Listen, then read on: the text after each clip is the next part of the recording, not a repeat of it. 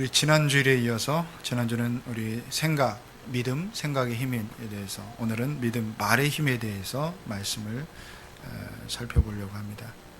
우리의 말이라는 것은 우리의 미래를 결정하는 능력이, 창조하는 능력이 있습니다.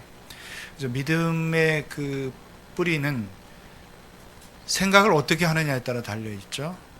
또 생각이 모든 것의 열쇠가 됩니다. 어떤 생각을 하게 되면 그 생각에 따라 움직이게 되고, 그 생각은 또 말과 우리 행동을 통해서 나타나게 되고, 그 결과가 열매로 나타나게 되는 것이죠. 이게 우리 삶의 법칙이고, 또 믿음을 따라 우리가 살아가는 믿음의 법칙입니다. 우리 언어 생활이 어떤지 한번 생각해 봅시다. 맨날 죽겠다고 하는 사람들이 있어요. 배가 고파서 죽겠다, 심지어는 배가 불러 죽겠다, 이게 습관이 된 사람들이 있어요. 참 죽을 인생을 계속 살아가는 것 같아요. 죽겠다, 힘들어 죽겠다, 뭐 해 죽겠다, 뭐 아파서 죽겠다고 하는 이해가 되는데, 배불러서 죽겠다는 사람도 있어요. 배불러서, 바빠서 죽겠고요. 좀 죽지 않을 만큼 좀 그런 말이 안 나오게 좀 살아야 되고. 근데 언어는 습관이에요. 부정적인 언어를 자꾸 사용하게 되면 자꾸 생각도, 그 속에 있는 생각도 부정적이기 때문에 말이 그렇게 나오는 거예요. 생각을 고쳐먹고 긍정적으로 생각하면 긍정적인 말이 나오긴다고 그랬죠. 근데 생각은 또 그렇게 해도 말은 또 이상하게 나오는 사람이 있어요. 생각과 말이 또 다른 사람이 있어요. 생각은 저 사람에 대해서 긍정적으로 좋게 생각하면서, 말은 또 꼬여서 나오는, 그 사람에 대해서 격려하는 말이 아니라 뭔가 부정적이고 그 사람의 단점에 대해서 콕 집어서 얘기하면서, 말이 그러니까 상대방에게 상처 주는 말을 우리가 뱉어낼 수 있다는 것입니다. 그렇게 되면 어떻게 해서요? 말의 결과, 열매가 나타나는 거죠. 잘못하면 관계가 깨져요. 부부관계, 또 가족관계, 혹은 이웃관계, 친구관계가 깨어지고, 결과가, 열매가 바로 깨어지는 관계로 나타납니다. 말 한마디에 천냥빚을 갚는다는 그런 속담도 있잖아요. 그러니까 참 말 한마디에 갑자기 화가 났던 마음도, 그 분노도 누그러뜨리는 말이 있어요. 그래서 범죄 심리학이나 이렇게 보면, 이 뭔가 인질극을 벌이는 사람들을 보면 굉장히 분노가 막 솟아오르죠. 분노가 있는데 그 사람들에게 자극적인 말을 하면 안 돼요. 그래서 그 사람과 이제 뭔가 그런 사람들이 있어요. 프로파일러들이 있어갖고 그 사람들을 설득하는 사람들을 보면, 전에 TV에서 한번 이렇게 그런 상황을 했는데, 이 분노를 처음에 다스리도록 말을 잘, 그 사람에게 동감하고 격려하는 말을 해야 돼요. 그래야 그 분노가 가라앉고, 그가 범죄하려고 했던 그 순간에 어떤 잘못된 생각을 내려놓을 수 있는, 그러니까 말이 결국 말을 통해서 전달이 되잖아요. 그러니까 얼마나 말이 사람의 분노를 쉬게 하고, 성경에도 잠언에 했잖아요. 우리의 말이 분노를, 노여움을 없애기도 하고 분노를 일으키기도 합니다. 그래서 좋은 관계도 말 때문에 상처가 되고, 말 때문에 관계가 멀어진 게 있어요. 가족 관계에서도 마찬가지고. 별거 아니에요. 부부싸움도 보시면 죽고 사는 문제가 거의 없다는 얘기예요. 여러분, 죽고 사는 문제로 부부싸움하는 부부가 어디 있어요? 대부분 그 사소한 말 한마디가 자존심을 건드려요. 제일 중요한 자존심을 건드리는, 그 상대방의 자존심을 건드리는 말이 거슬린 거예요. 그것 때문에 심기가 불편해지고, 그 다음에 이렇게 갈등이 생기고 이렇게 싸움이 되는 거죠. 사람과의 관계도 마찬가지고. 제가 서울역에서 근처에서 목회할 때, 이렇게 그 동네가 그 동네 쪽방촌이 있어요. 그 지역에 쪽방촌, 서울역 이렇게 여러분 잘 안 보이는 저쪽에 보면 이제 교회가 그 옆에 있기, 그 근처에 있기 때문에 이렇게 한번 지나가다 보면 이제 저를 아시는 분들이 있어요. 저를 잘 알고, 가끔 이제 사역도 하고 구제 사역도 자주 하고, 또 교회도 오셔서 이렇게 하시는 분들이 이제 저를 불러요. 목사님 하고 불러요. 그냥 가끔 이제 좀 제 얘기 좀 들어보려나, 가끔 이제 둘이 앉아서 이제 그런 사람 저 사람 이 얘기 좀 듣다 보면, 한 사람의 말이 참 인상 깊었던 게 있어요. 자기는 늘 자기 엄마가 자기 보러 빌어먹을 놈이라고. 빌어먹을 놈. 자기 머릿속에 할 때부터 자기는 빌어먹을 놈 소리를 들으면서 자랐는지, 자기가 그래서 그런 거야. 늘 이렇게밖에 못 사네요. 자기는 그게 운명이라고 생각하는 것 같아요. 어떻게 보면 그 말이 자식을 향해서, 옛날 어른들이 좀, 저도 보면 그런 막 화가 나면 그런 언어를 쓰잖아요. 자녀에게도 이 빌어먹을 뭐 이렇게. 그러니까 진짜 빌어먹을 인생이 된 거예요. 노숙자가 되고 그래서 겨우 쪽방에 와서 어떻게 보면 누구 도움이 없이는 살아갈 수 없는 그런 사람 인생을 사는 게 자기가 참 슬픈 것 같아요. 어떻게 보면 말이 열매로 그 결과를 빚어지지 않았나 그런 안타까운 생각이 들어요. 우리도 자녀에게나 누구에게나 타성관계에서 이 말을 자기 인생에 대해서 자기 삶에 대해서 이 말을 통해서 표현되는 말이 얼마나 좋은 결과를 낳을 수 있고 선한 창조를 할 수 있고 아니면 나쁜 결과 나쁜 것들을 만들어낼 수 있다는 것입니다. 하나님은 말씀 이 말을 통해서 말씀을 통해서 창조했어요. 이 천지를 하나님의 입에서 나오는 말씀이 나올 때 그 말씀을 따라 모든 우주는 형상을 만들어냈어요.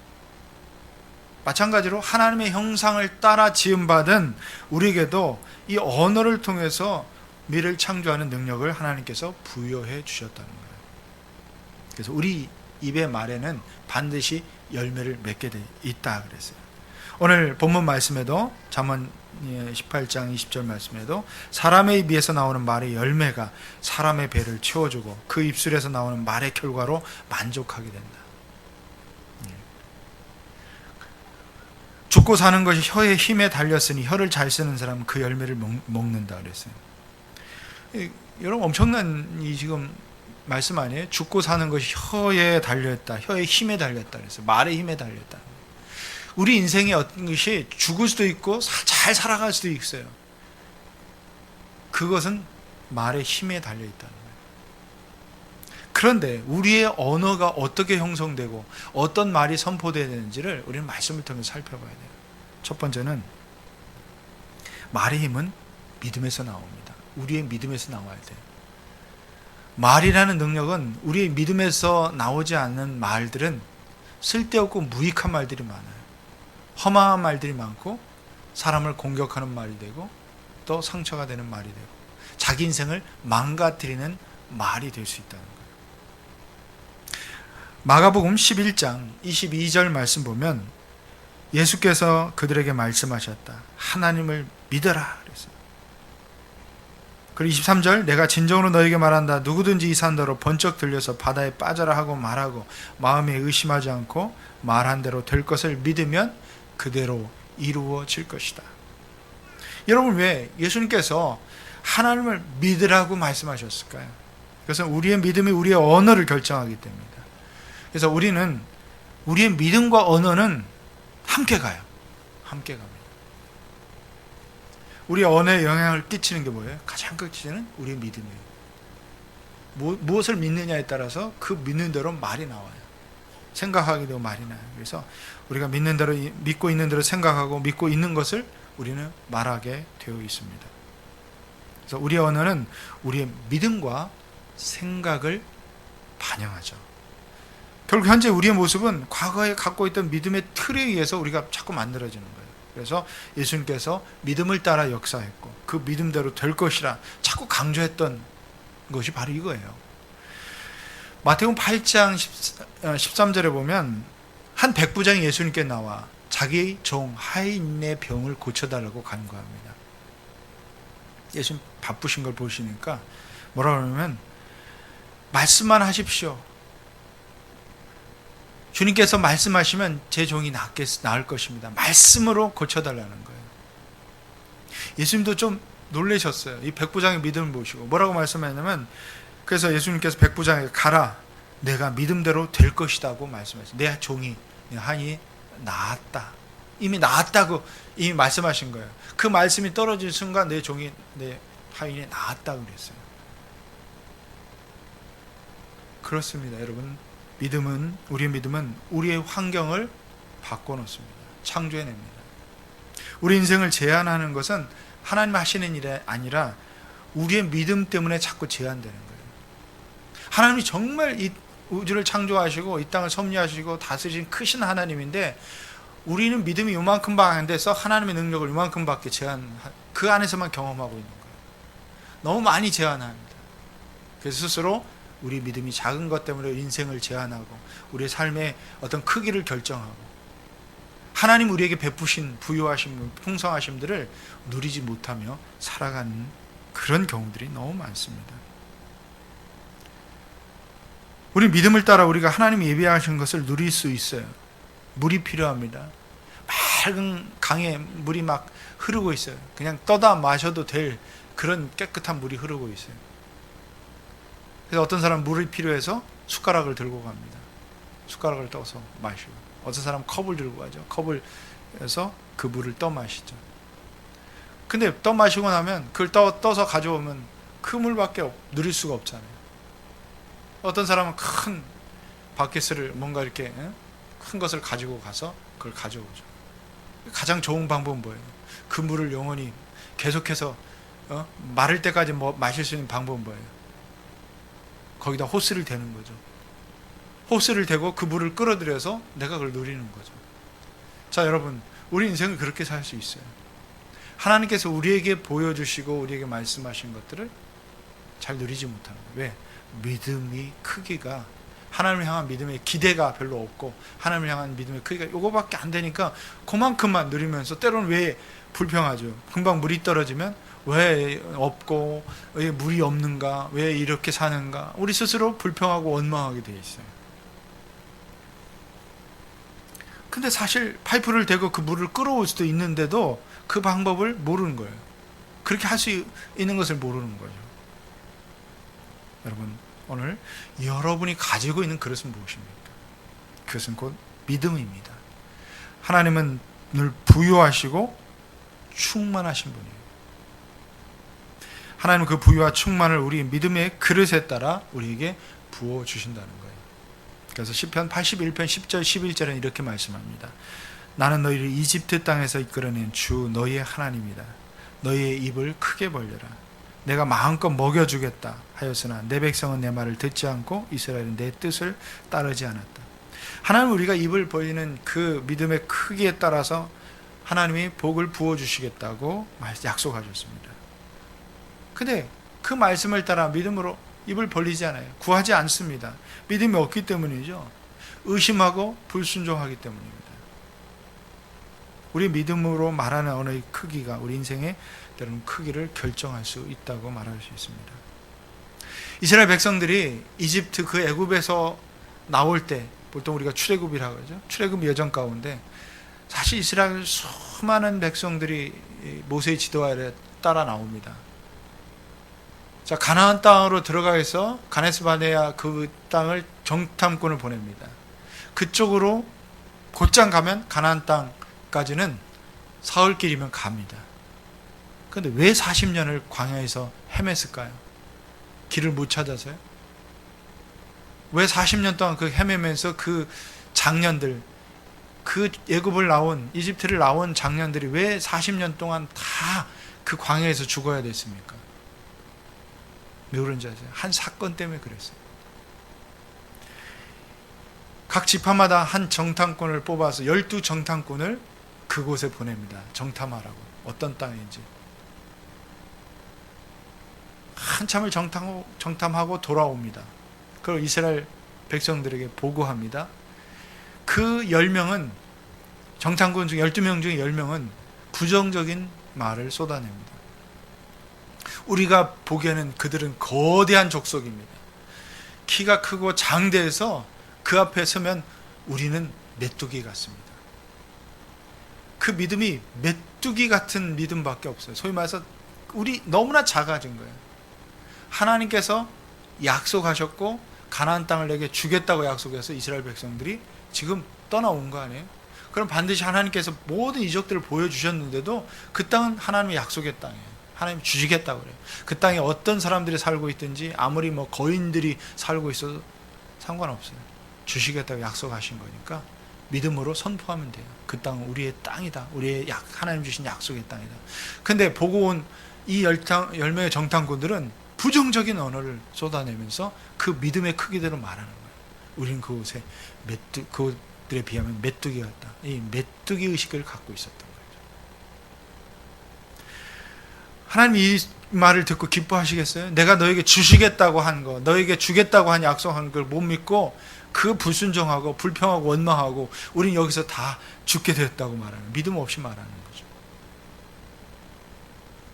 그래서 민수기 14장 27절 28절 주님 이렇게 말씀합니다. 나를 원망하는 이 악한 회중이 언제까지 그럴 것이냐. 나를 원망하는 이스라엘 자손의 원망을 내가 들었다. 나는 그들에게 이렇게 말하여라. 너는 그들에게 이렇게 말하라. 나 주의 말이다. 내가 나의 삶을 두고 맹세한다.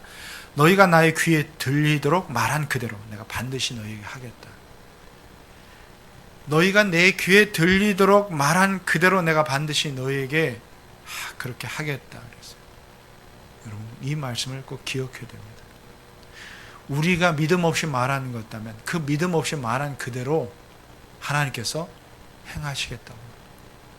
믿음을 반대로 바꾸면 믿음으로 말한 그대로, 하나님 말씀에 의지해서 믿음으로 말한 그것을 하나님이 들으시고 귀에 들리는 대로 그대로 시행하겠다. 이런 말씀이죠. 하나님 우리가 하시는 말을 다 듣고 계십니다. 우리의 기도를 들으세요. 심지어 우리의 신음소리에 귀를 기울이신 분이에요. 우리가 무엇을 말하고 생각하고 말하는지를 다 들으시는 분이에요. 그대로 행하시겠다는 거죠. 말은 그 말의 열매, 결과를 반드시 만들어내는 것입니다. 믿음 없이 말하면 그 말한 대로 좋지 않은 열매를 거둡니다. 믿음으로 말하고 믿음으로 말한 대로 행하면 하나님은 그 결과를 이끄시고 좋은 열매, 선한 열매를 맺도록 책임지신다는 거예요. 그런데 단 두 사람만, 12명의 정탐꾼 중에 단 두 사람, 여호수아와 갈렙, 나중에 이스라엘 백성들이 이끌고 가나안 땅으로 입성하는 40년에 입성하는 그 이스라엘의 지도자가 되는 사람들이에요. 그 두 사람만 전혀 다른 보고를 했죠. 뭐라고 말합니까? 예, 그들은 거인들이고 그들은 크고 장대하는 거 똑같아요. 보고한 거. 그렇지만 뭐라고 전혀 다른 일을 믿음으로 말합니다. 그들은 우리의 밥입니다. 똑같은 것을 보았어요. 예, 그들이 강대하고, 예, 무기도 강하고 성도 견고한 것 같고 우리는 아무것도 없는데 본 건 똑같은데 믿음으로 말합니다. 왜? 하나님이 우리에게 주시겠다고 약속한 땅이니까. 하나님이 하실 것을 기대하고 믿음으로 말합니다. 그들은 우리의 밥입니다. 전혀 다른 대조적인 말을 뱉죠. 그들 앞에 서면 우리는 메뚜기와 같습니다와, 그렇지만 똑같은 본 것을 봤지만 상황은 변하지 않았어요. 그렇지만 그들은 우리가 넘을 수 있는 우리의 밥입니다. 우리가 승리할 수 있다는 거죠. 왜? 하나님이 약속하셨기 때문에. 그것을 믿음으로 여호수아와 갈렙은 받아들입니다. 그 말의 그 결과, 열매를 그 귀에 들린 대로 하나님이 시행하셨죠. 어떻게 됐습니까? 그 열매의 정탐꾼뿐만 아니라 원망하고 불평을 쏟아내는 수많은 이스라엘 백성을 다 울고 통곡했던 그들은 결국 광야에서 사흘 길이면 들어갈 길을 못 들어가고 40년을 헤매면서 다 광야에서 그냥 죽었어요. 약속의 땅에 들어가지 못해서. 단 두 사람만 들어갔죠. 여호수아 갈렙만이. 그 성인 중에 완전히 다 세대 교체가 돼버린 거예요. 40년 동안. 이제 아이들이 자라서 성인이 되고 지도자가 되고. 그리고 새로운 공동체가, 새로운 그 약속의 땅 가나안을, 요단을 건너 가나안 땅에 들어갑니다.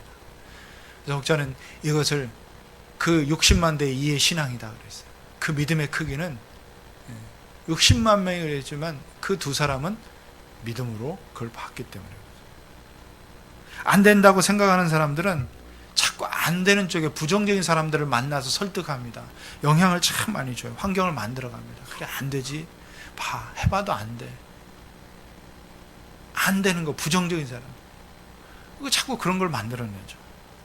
그러나 믿음으로 보고 믿음으로 된다고 하나님 하실 것을 기대하는 사람들은 자꾸 그런 쪽으로 할 수 있다고 믿는 사람들을 찾고 또 될 수 있는 환경을 만들어 갑니다. 여호수아와 갈렙과 다른 정탐꾼들과 차이는 뭐예요? 똑같은 걸 봤지만 차이점은 믿음이라는 거예요.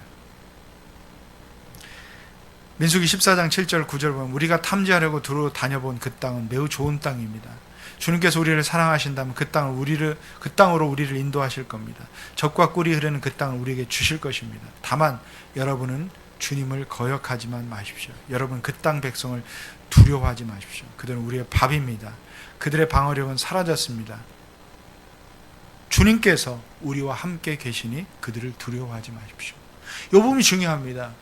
주님께서 우리와 함께 하시니 그들을 두려워하지 마십시오. 그들은 그냥 보기엔 두려운 상대예요. 그렇지만 두려워하지 않을 이유는 주님 우리와 함께 하신다는 거예요. 그래서 거대하게 보이는 그들조차도 우리가 뛰어넘을 수 있는, 그 장애물을 뛰어넘을 수 있는 그냥 그저 장애물 뿐입니다. 사랑하는 여러분, 하나님을 믿는 믿음의 고백입니다. 이것이 하나님의 생각을 입술로 고백한 거예요. 그래서 우리는 믿음으로 볼 수 있어야 돼요. 믿음으로 생각해야 돼요.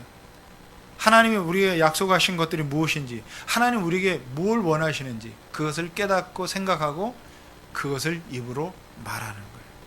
기도도 마찬가지예요. 여러분, 기도할 때 우리가 입술로 고백하며 기도합니다. 입술로 또 입을 열어 간구합니다. 그 간구는 뭐냐? 믿음으로 구하는 거예요. 물론 우리가 기도할 때 탄식하기도 하고 눈물 흘리기도 하고 우리 신세 한탄하기도 합니다. 하나님 앞에 그렇게 할 수 있어요. 그러나 마지막 우리가 정말 의지해야 될 것은 하나님을 향한 믿음이에요.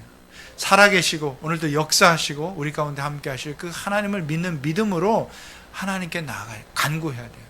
내가 믿음으로 하나님께 구합니다. 하나님 약속의 말씀에 의지해서 내가 이것을 바랍니다. 하나님 도와주시고 역사하시고 깨우쳐 주시고 또 이루어 주옵소서. 이렇게 이것이 믿음의 기도예요. 그러니까 믿음이 없으면 기도할 때 힘이 없어요. 뭘 간구해야 될지 몰라요. 무엇을 붙들고 주장해야 될지 모른다는 거예요. 그래서 여러분, 하나님을 향한 믿음, 그 말씀에 근거해서 기도할 수 있어야 돼요. 그러므로 믿음은 들음에서 나며 들음은 그리스도의 말씀으로 말미암느니라. 하나님 말씀, 성경 말씀을 들을 때 우리는 하나님을 만나게 됩니다. 하나님의 생각을 갖게 돼요. 믿음을 갖게 되는 거죠. 여러분, 하나님을 향한 그 믿음이란 무엇입니까? 우리의 하나님은 죽은 자를 살리고 없던 것을 있게 하시는 하나님이에요.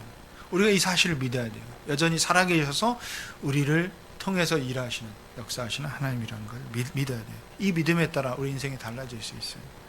모든 것은 우리 믿음대로 된다 그랬어요.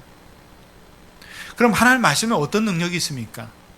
두 번째, 하나님 말씀은 미래를 만들어내는, 창조하는 능력이 있다는 거예요. 말씀하시면, 하나님 말씀하시면 모든 것이 형체로 나타납니다. 예수님은 말씀이었어요. 그 말씀이 우리에게 육신이었다. 요한복음 1장에 말씀하십니다. 말씀이 육신이 되어 이 땅에 오셨어요. 그게 예수님이잖아요. 그래서 모든 영의 세계는 하나님의 말씀의 지배를 받습니다. 그래서 우리가 말씀을 듣고 그 말씀을 주장하고 그 말씀에 근거해서 구하고 살아가는 것이야말로 정말 미래를 창조하는 능력이 있어요. 우리 환경을 만들어가요. 새롭게 만들어가요. 상황을 바꾸시는 하나님의 은혜가 있어요. 아까도 예를 들었지만 이 성경에 나온 백부장, 자기 종의 하인의 그 병을 고쳐달라고 예수님께 나왔던 이 백부장이, 주여 다만 말씀으로만 하옵소서. 그러면 내 하인이 낫겠습니다. 그랬어요. 말씀만 해도 낫겠다는 이 믿음이 이 백부장에게 있었어요. 하나님 말씀이 얼마나 큰 능력이 있는지를 이 백부장은 알았어요. 보통 우리가 가서 만져주고 쓰다듬고 막 뭔가 이렇게 해야 나을 거라고 생각하는데 백부장에는 놀라운 믿음이 있었어요. 말씀만 하시면 나을 수 있다는 거. 그 하나님이 지금도 살아계셔서 그 하나님이 내 앞에 계시고 하실 거라는 이 백부장의 믿음, 이만한 믿음을 내가 보지 못했다고 예수님 말씀하셨잖아요. 하나님의 말씀을 그래서 우리의 삶 속에 적용할 때 참 놀라운 일들이 일어납니다. 우리가 하는 말로 사람을 깨우칠 수 있고 사람을 세울 수 있고 사람을 격려할 수 있어요. 그래서 이사야 선지자는 이렇게 말씀합니다. 이사야 선지자 이렇게 기도합니다. 이사야 선지자 이사야 50장 4절 말씀 보면 같이 한번 읽어볼까요? 주 하나님께서 나를 학자처럼 말할 수 있게 하셔서 지친 사람을 말로 격려할 수 있게 하신다. 아침마다 나를 깨우쳐 주신다. 내 귀를 깨우쳐서 학자처럼 알아듣게 하신다. 하나님께서 나를 학자처럼 말할 수 있게 하셔서. 여러분, 우리가 세상의 지식도 알아야 돼요. 책도 많이 보고 알지만 그것 없어도 지혜는 하나님의 말씀에서 나와요. 참 저 사람 지혜롭다. 제가 가끔 목회하면서 만났던 많은 이 권사님들 어르신들 이렇게 보면 참 나이 드셨을 때, 젊을 때 학력이라고는 뭐 초등학교나 나왔나 겨우 한글 띄고 뭐 하셨는데 그렇게 지혜로우셔요. 어떻게 보면 제가 빠져들 정도로 지혜로우신 분들이 많아요. 그게 다 보면 어디에 있어요? 말씀에서 나오는 거예요. 하나님 말씀에 다 근거해서 인생을 보아요. 하나님 말씀에 근거해서 사람을 격려하더라고요. 그 자녀들을 그렇게 양육하고 자녀들을 보면 그 자녀들의 인생이 참 잘 되는 이유가 그 지혜로운 그 하나님의 말씀에서 나오는 그 지혜로운 말씀을 늘 마음에 담고 자녀들을 그렇게 가르치고 자녀들을 격려하고 있었다는 거죠. 보면 어떻게 지혜로운 말이에요. 어디서 나오나요? 정말 학자 같아요. 초등학교밖에 못 나오고 심지어는 그것도 못 나오는데 어떻게 저렇게 학자처럼 그렇게 지혜로운 말이 인생의 지혜가 담긴 하나님의 말씀이 나오는지를 모르겠어요. 바로 이 말씀이더라고요. 지친 사람을 그 말로 격려할 수 있다는 것, 그냥 위로가 돼요. 하나님 주시는 말씀을 통해서 격려할 수 있죠. 우리가 말로 격려할 수 있다는 건 우리 하나님 주시는 말씀이 있기 때문에 격려할 수 있어요. 하나님의 약속의 말씀을 통해서 힘을 주시고. 그래서 우리가 말씀을 많이 여러 번 읽을수록, 말씀을 많이 묵상할수록, 많이 들을수록, 믿음의 크기가 커질수록 지친 사람, 다른 사람 격려할 수 있는 격려자가 되는 거예요. 우리가 하는 말에는 또 죽고 사는 권세가 있다는 사실을 여러분이 아십니까? 성경은 죽고 사는 것이 이 혀의 권세에 달려 있다고 말합니다. 그리고 우리가 하는 말이 사람을 치유할 수도 있고 어떤 장애물을 치워놓을 수 있는 능력이 있다는 거예요. 마가복음 11장 23절 말씀, 내가 진정으로 너에게 말한다. 누구든지 이 산더러 번쩍 들려서 바다에 빠져라 하고 말하고 마음에 의심하지 않고 말한 대로 될 것을 믿으면 그대로 이루어질 것이다.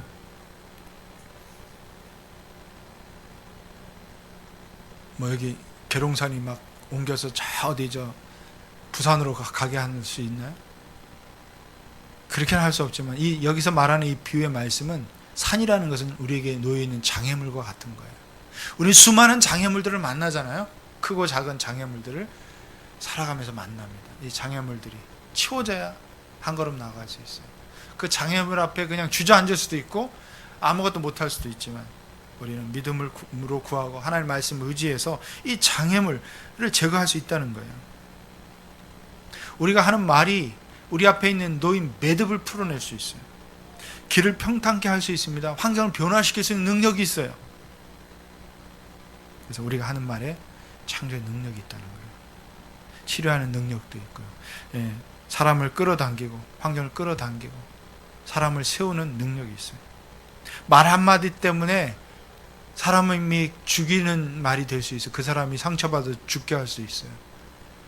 또 우리의 말 한마디에 사람이 살아날 수 있어요. 사랑의 전화라는 것이 있어요. 한강이나 이렇게 다리에 가면 거기 사랑의 전화기 부스들이 이렇게 설치되어 있어요. 한강 다리 난간들이 보면 사람들이 자살하려고 한강에 많이 가잖아요. 자살하려고. 그러면 한 번 더 생각하시고 여기에 전화를 걸어보세요. 자살 예방을 위해서 사랑의 전화가 사실 시작이 됐어요.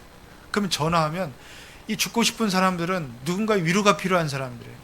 누군가의 말을 통해서 용기를 얻고 싶은 사람이에요. 죽으려고 갔다가 살아난 사람들은 내 신세 한탄이라도 해야 되겠다 하고 이 전화기를 돌립니다. 그럼 상담원은 어떻게 하세요? 훈련된 상담원들이죠. 말을 통해 그의 말을 들어주고 말을 통해서 격려하고. 사랑의 전화 대부분 목사님들이나 크리스천들이 대부분 그 자원봉사자로 활동하기 때문에 하나님의 말씀을 들려주고 힘을 주고 격려해주고. 참 많은 사람들이 또 자살하려다가 포기하고 살아나서 새 인생을 살아왔다는 그런 이야기들은 참 많이 있어요.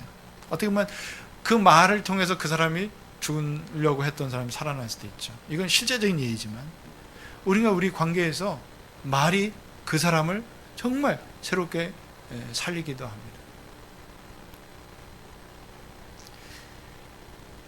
저는 지금 어떻게 보면 말을 통해서 여러분들에게 이 말씀을 전하죠. 제 입을 통해서 말씀을 전하는.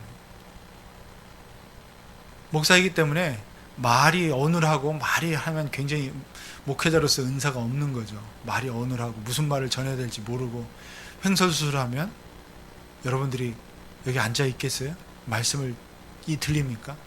근데 저에게는 한 가지 굉장히 어릴 때부터는 컴플렉스가 있었어요. 말을 못한다는 거죠. 난 말을 못해. 특히 누군가의 사람들 앞에, 회중 앞에 서면 저는 말을 더듬는 경향이 있고, 말이 몇 마디 하다가 딱 입을 닫아요. 내 말이 무슨 말인지도 모를 정도로 두렵고 떨리는 말. 근데 제가 쭉 하면서 교회를 처음 고등학교 때 나가서 저는 개인적으로 이야기하면 말을 잘 하는데 사람들 앞에 서면 말을 못해요. 딱 쓰면 딱 한마디 하고 끝나요. 더 이상 말이 생각이 안 나요. 백지장 같아, 머리가 하얗게. 근데 그 선생님이 저에게 굉장히 격려를 많이 해주셨어요. 격려의 말을. 너는 굉장히 조리 있게 말을 잘하는 능력이 있다. 너가 말을 못한다고 생각하면 안 돼. 너는 말을 잘하는데 다만 마음이 담대하지 못해서 그렇다는 거죠. 그 말일 때 굉장히 용기를 얻었어요. 너는 굉장히 말을 잘한다. 그 표현하면 사람들을 설득할 수 있다.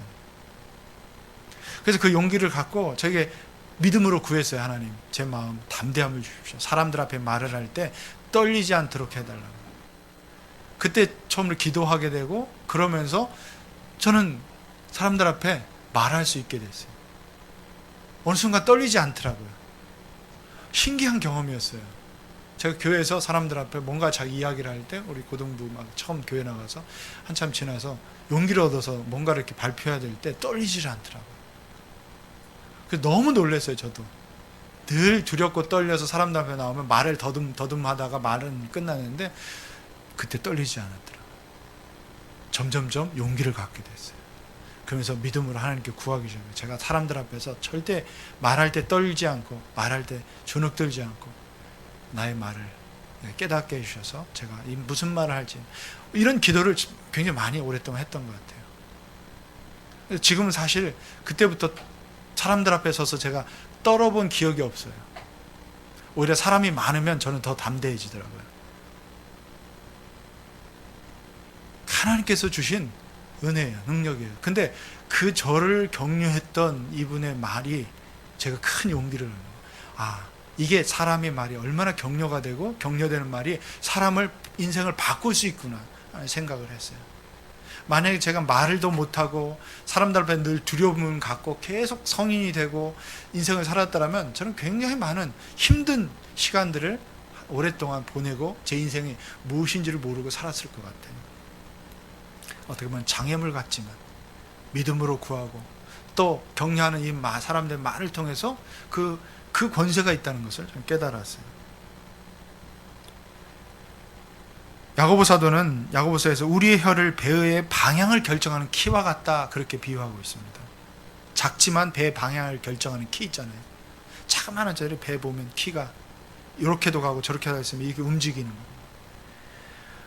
우리의 혀는 비록 별 보잘것없고 작은 부분에 일하지만 우리 인생의 방향을 결정한다는 거예요. 그렇다면 우리는 어떻게 말을 해야 되고 우리 미래를 어떻게 만들어 갈 수 있을까요? 말의 법칙이 있어요.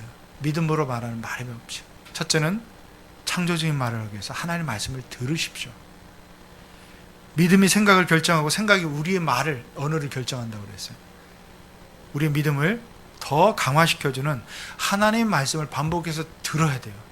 듣는 건 여러분 설교 말씀을 들을 뿐만 아니라 하나님의 말씀을 읽어야 돼요. 이것도 읽는 것도 듣는 거예요.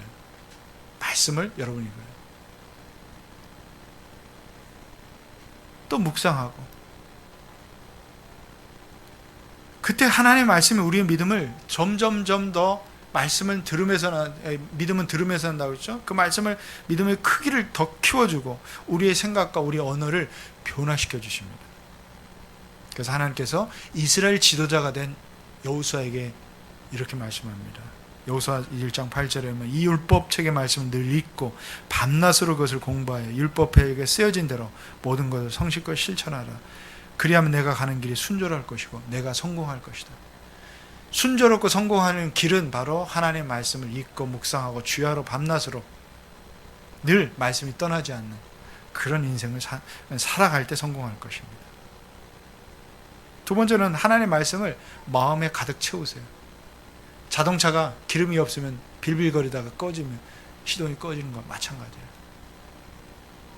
자동차에 주유를 하고 나면 든든합니다. 어디 가다가도 장거리 갈 때도 꽉 채우고 가면 뭔가 이렇게 안심이 되고 가듯이 하나님 말씀이 우리 인생에 있으면 우리 인생의 두려움이 사라져요. 장애물 같은 산이 있을지라도 하나님 말씀을 의지하여 살면 그 말씀이 역사하는 능력이 있어요. 왜? 우리의 믿음의 크기를 키워주기 때문에. 우리의 언어는 사실 마음의 문제예요. 마음에 무엇을 담느냐에 따라서 우리의 말이 달라질 수 있다는 거죠. 마음에 불평과 불만이 있으면 그 말에 따라서 어떻게 보면 굉장히 힘든 경우들이 있어요. 그 말이 관계를 깨기도 하고 관계를 회복시키기도 하죠. 예수 그리스도의 그 마음을 품어야 돼요. 너희 안에 이 마음을 품으라. 빌립보서 2장 그 말씀처럼 온유하고 겸손하니, 온유하고 겸손한 그 마음을 품으면 우리 언어도 온유하고 겸손한 말이 나올 수 있어요. 우리가 다른 사람 관계에서 뭔가 이렇게 말의 상처를 받으면 나도 그 말로 그 사람에게 되갚아주고 싶은 말이 있어요. 굉장히 생각이 빨리 나오시는 분들이 있어요. 저 사람이 무슨 말을 하면 나도 저 사람에게 되갚아주는, 이 인간의 본능이에요. 우리 속에서 탁 이렇게 갚아주고 있잖아요. 자존심 상하게 하면 그 자존심을 최대한 저 사람에게 자존심을 상하게 하는 말이 무엇일까? 그것을 번뜩번뜩 떠올리는 거. 그 말을 바로 되갚아주면 어때요? 관계는 회복돼요? 점점점 깨어지고 회복할 수 없는 상처가 되는 거죠. 비록 상대방이 그렇게 하더라도 우리의 분을 사게 해야 돼요. 분노를 잠재워야 돼요. 잘못하면 우리의 말이 상대방에게 더 나뿐만 아니라 분노를 일으키는 거죠. 그때 우리는 주님의 마음, 하나님의 말씀을 그 마음을 담아두고 있으면 내 속에 있는 분노를 잠재우게 돼요. 화가 나지만 내 마음이 말씀에 의지해서 주님의 마음을 닮아서 우리는 부드러운 말로 화를 진정시킬 수 있는 거예요. 이게 악을 선으로 갚는 거예요. 악을 선으로 갚는다는 것이 여러분 굉장한 무슨 행동을 우리가 하고 그 사람을 위해서 내 생명을 내어주고 그런 게 아니에요. 우리는 수많은 우리 일상에서 악하게 내게 다가오는 사람들이 있어요. 말들이 있고요. 또 관계들이 있어요. 선으로 갚는 거. 내가 그리스도의 마음으로 품고 나의 말이 그 사람에게 격려가 되고 그 사람의 화를 누그러뜨리는 말이 된다면 오늘 그것은 악을 손으로 갚는 말이 되고 그런 행위가 되는 것이에요. 그래서 하나님의 말씀에 마음에 가득 채우시는 여러분 되시기 바랍니다. 그러기 위해서는 말씀을 좀 듣고 읽고 암송하고 묵상하고 좀 그럼으로써 하나님의 말씀이 가득 담겨야 돼요. 그 힘으로 우리가 살아갈 수 있을 때 우리의 언어가 믿음의 언어, 은혜로운 언어가 되게 될 줄로 믿습니다. 세 번째는 믿음으로 구한 것들은 이미 이루은 것처럼 현재형으로 말하십시오. 지금 이루어진 것처럼. 예수는 마가복음 11장 24절에 이렇게 말씀합니다. 그러므로 나는 너희에게 말한다. 같이 읽을까요? 너희가 기도하면서 구한 것은 무엇이든지 이미 그것을 받은 줄로 믿어라. 그리하면 너희에게 그대로 이루어질 것이다. 현재형으로 말하는 거예요. 이미 받은 줄로 믿어라 그랬어요. 믿음으로 구한 것, 현재형으로 받았다고 믿고 나가는 거예요. 물론 아직 손에 잡히는 건 없어요. 그렇지만 이미 하나님 약속하신 것에 의지하고 말씀에 의지했다면 그건 받은 거예요. 그러면 너에게 그대로 이루어질 것이다 그랬어요. 믿음은 바라는 것들의 증거입니다. 비록 보이지 않지만 믿음으로 우리가 간구하고 믿음으로 구한 것들은 없지만 있는 것처럼 우리에게 믿음으로 다가옵니다. 그걸 붙드셔야 돼요. 사랑하는 여러분, 어떤 문제가 생겼을 때 그 장애물이 있고 그것 때문에 거기에만 초점을 맞춰서는 안 돼요. 문제 해결책에 초점을 맞추셔야 돼요. 믿음으로 생각하고 믿음으로 해석하셔야 돼요. 그리고 믿음의 말을 입에 담아낼 때 우리의 행동이 달라지고 우리 환경이 달라져요. 우리 사는 패턴, 삶의 양식이 달라질 수 있어요. 마음에 품고 믿음으로 해석했다면 긍정적으로 믿음으로 우리 언어가 나와야 돼요. 주님께서 나와 함께 하시고 저 장애물이 있을지라도 내가 이겨낼 수 있다는 그 믿음으로 말하십시오. 믿음의 말을 입에 담아 말하는 훈련을 해야 성공적인 인생을 살아갈 수 있어요. 여러분, 우리 자녀들에게 부모가 끼치는 언어의 영향력은 대단합니다. 우리 자녀들에게 부정적인 언어를 사용하지 마세요. 그럼 우리 자녀들은 사용하게 자꾸 듣게 되면 아이들도 살아가면서 듣는 말들이, 집에서 가장 많이 듣는 말들이 부정적인 말이잖아요. 왜 그거밖에 못해? 비교하는 말. 나는 넌 안 돼. 왜 이거 돼? 왜 그거밖에 못해? 그냥 항상 그거밖에 못하는 인생으로 살아가게 돼. 자기는 그렇게 그냥 규정되어지는 거죠. 칭찬의 말, 격려의 말보다 부정적인 언어를 자꾸 듣게 되면 부정적인 생각과 부정적인 마음을 품게 되고 자꾸 그러다 보면 그런 인생 살아갑니다.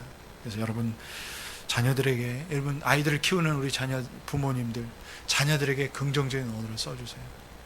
감사의 말을 하시고 칭찬의 말, 사람을 세우는 말 하세요. 긍정적으로 할 수 있다고 생각합니다. 장애물이 그 앞에 놓일지라도 너는 믿음으로 구하고 하나님께서 너와 함께 하실 거야. 너는 해낼 수 있어. 너는 이겨낼 수 있어. 이런 긍정적인 말이 그 사람을 세웁니다. 그 자녀의 인생을 완전히 바꿔놓을 수 있다는 사실을 아셔야 돼요. 우리의 말에 권세가 있다는 것을 여러분 믿으시고 또 말을 잘 다스려야 돼요. 분노의 말, 분노가 치밀을 때 말을 하지 입을 닫으셔야 돼요. 분노가 생겼을 때, 마음에 막 분노가 있을 때 말을 하기 시작하면 어떤 누구도 좋은 말이 안 나와요. 부부간에도 이렇게 뭐 화가 났을 때 차라리 말을 하지 않는 것이 좋아요. 좀 더 잠시 피하는 것이 좋습니다. 말이 그냥 표현하지 않고 담기면 파괴적이지 않아요. 근데 분노가 있을 때 말을 다스리지, 혀를 다스리지 못하면 그 화난 마음, 분노가 언어를 통해서 상대방을 파괴하는 말로 나오게 돼 있어요. 그러면 어떻게 보면 회복할 수 없는 관계까지 그 말 한마디 때문에 가는 거예요. 원망하고 불평하는 말을 삼가하십시오. 적극적인 말, 치료하는 말, 격려하는 말, 위로하는 말, 사랑의 말, 이런 말들의 언어들이 너무 많이 있어요. 그래서 사랑합니다, 사랑해요, 감사해요, 축복합니다, 잘할 수 있어, 너는 멋있어, 너에게 정말 너 때문에 위로가 돼, 당신 때문에, 이런 말들이, 우리의 언어들이 얼마나 관계를 아름답게 하는지, 우리 인생을 만들어 가는지 여러분 경험하셔야 돼요. 그래서 마치 씨앗을 심듯이 우리는 말을 통해서 하루하루 씨앗을 심고 있는 거예요. 그래서 여러분의 입술에 풍성하고 아름다운 열매가 맺히기를 축복합니다. 기도하겠습니다.